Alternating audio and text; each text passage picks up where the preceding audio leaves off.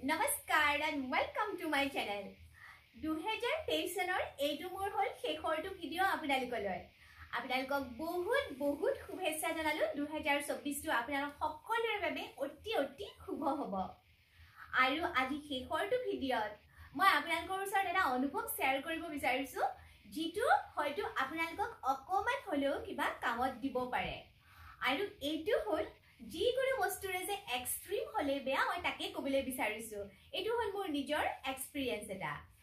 আপোনালোকে সকলোৱে জানে মোৰ যেতিয়া হাতখন ভাঙিছিলে, মোৰ যেতিয়া অপাৰেচন হল, অলপৰ কথা 2 মাহ হল মাত্ৰ, আৰু তেতিয়া মই খুব বেছিকে মানে শৰীৰটোৰ যত্ন লৈছিলো।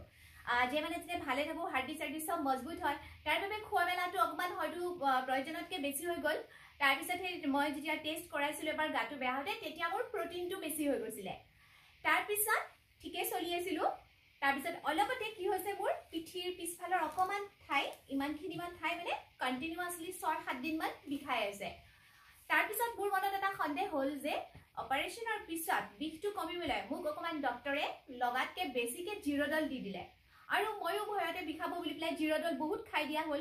তেতিয়া মনত সন্দেহ হল যে নিশ্চয় মোৰ কিডনিটো বেয়াই হল নেকি, সেইটো কাৰণে মোৰ পিছফালটো বিষাই আছে নেকি। সেইকাৰণে মই কালি আকৌ ডক্টৰ ভিজিট কৰিলো, টেষ্ট কৰিলো, ইউৰিন টেষ্ট কৰিলো, ব্লাড টেষ্ট কৰিলো, আল্ট্ৰাছনোগ্ৰাফি কৰিলো। তাৰ পিছত পৰীক্ষাৰ পিছত এইটোৱে গম পোৱা হল যে মোৰ ক্যালসিয়ামটো বহুত বেছি হাই হৈ গল, আৰু সেইটোৰ কাৰণে মোৰ সেই বিষটো হৈছে। গতিকে মই এতিয়া আপোনালোকে গম পালে নহয় কি কাৰণত মোৰ বিষটো হল।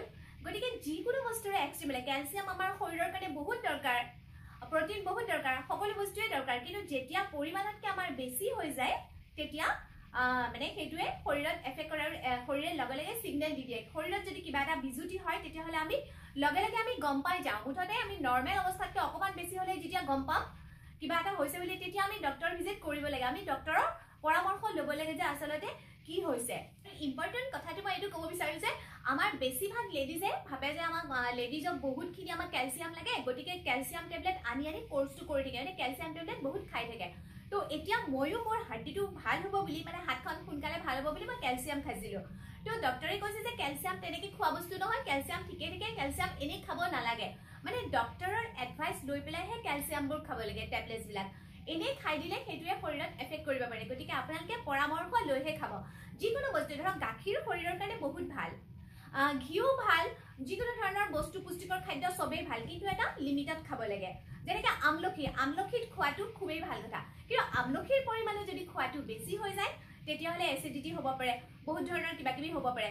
ঠিক তেনেকৈ এইবোৰ কথা আমাৰ মনৰ ক্ষেত্ৰতো খাটে।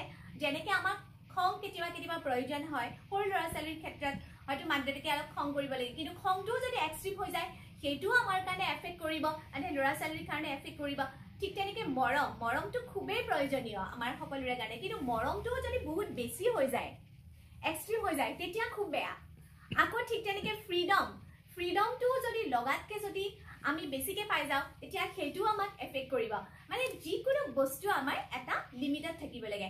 আৰু এটা কথা হ'ল যে আমাৰ পৃথিৱীত আমাৰ সকলোতকৈ ডাঙৰ শত্ৰু কোন, আৰু সকলোতকৈ ডাঙৰ ফ্ৰেণ্ড কোন, মানে আমাৰ মিত্ৰ কোন।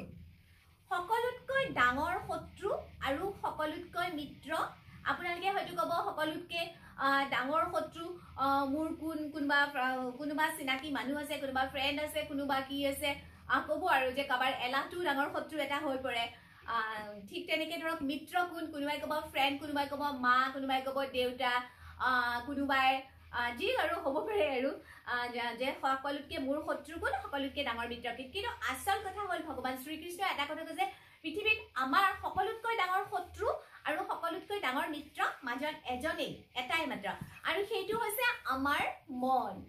গতিকে আমি আমাৰ মনটো যদি আমি কন্ট্ৰল কৰি ৰাখিব পাৰো, আমাৰ মনটো আমাৰ মিত্ৰ হৈ যাব, মানে ফ্ৰেণ্ড হৈ যাব। আৰু যদি আমি মনটোক নিজৰ কন্ট্ৰল কৰিব নোৱাৰো তেতিয়াহ'লে মনটোৱে আমাৰ অতি ডাঙৰ শত্ৰু হৈ যাব।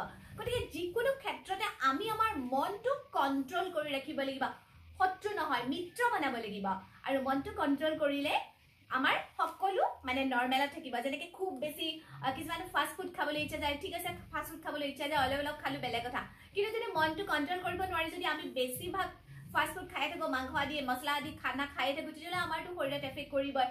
গতিকে এইটো মেছেজ মোৰ অনুভৱ আপোনালোকে আপোনালোকক মই দিলো নতুন বছৰটোৰ আগমুহূৰ্তত মানে শেষৰটো ভিডিঅ' বহুত পুনৰ শুভেচ্ছা জনালো আৰু যদি মোৰ ইউটিউব চেনেলটো আপোনালোকে চাইছে নতুনকৈ চাবলৈ লৈছে তেতিয়াহ'লে কাইণ্ডলি ছাবস্ক্ৰাইব কৰি ল'ব আৰু যদি চাই আছে কিন্তু ছাবস্ক্ৰাইব কৰিবলৈ পাহৰি গৈছে তেন্তে প্লিজ ছাবস্ক্ৰাইব কৰি মোৰ উৎসাহ বঢ়াব আৰু লাইক কৰি মোৰ উৎসাহ বঢ়াব আৰু নতুন বছৰত পুনৰ লগ পাম আৰু ইমান সময় ভিডিঅ'টো চাই থকা বাবে আপোনালোকক বহুত ধন্যবাদ আজিলৈ বাই